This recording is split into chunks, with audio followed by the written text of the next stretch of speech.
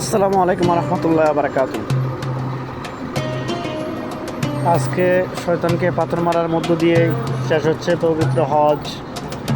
অনেকেই কালকেই হজ শেষ করেছেন, হজ পালন করেছেন। কেউ সুন্নাহ অনুযায়ী আজকেও মারবেন। আজকে থেকে মক্কা নগরী ফাঁকা হতে শুরু করেছে। আশপাশের যারা হাজী সাহেবগণ আছেন মিডল ইস্টের, যাদেরকে বাহরাইন, কাতার, ওমান, এরা অলরেডি আজকেই মক্কা শহর ছেড়ে দিয়েছেন। ধীরে ধীরে মক্কা শহর ফাঁকা হতে চলেছেন। আজকে অন্য দিনের মতো হাজী সাহেব তুলনামূলক নেই।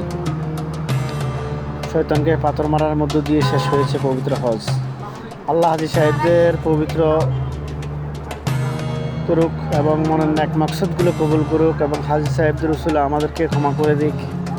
এই দোয়ায় মহান আল্লাহ তাআলার দরবারে হাজী সাহেবদেরকে উসিলা করে আমাদেরকে আল্লাহ মাফ করুন, আমাদের জীবনের আসুক শান্তি, এই প্রত্যাশাই করি।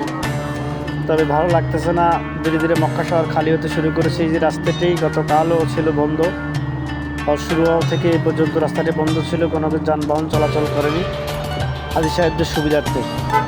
আজকে খুলে দেওয়া হয়েছে, এর মানে হলো অলরেডি অনেকেই মক্কা শহর ত্যাগ করেছেন হাজী সাহেবগণ, এবং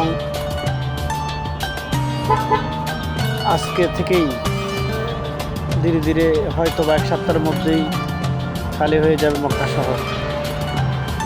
পবিত্র বড় হজ পালনকারী সবাই মক্কা ছেড়ে দিবেন। আবার হয়তো আল্লাহ রসুলায় ইনশাআল্লাহ কিছুদিনের মধ্যে আমরা হাজী চলে আসবো। হাজীদের সাথে কাটানো মুহূর্তগুলো সত্যিই ভালো লাগার মতো ছিল। সবাই ভালো থাকবেন, দোয়া করবেন। আসসালামু আলাইকুম রহমতুল্লাহ।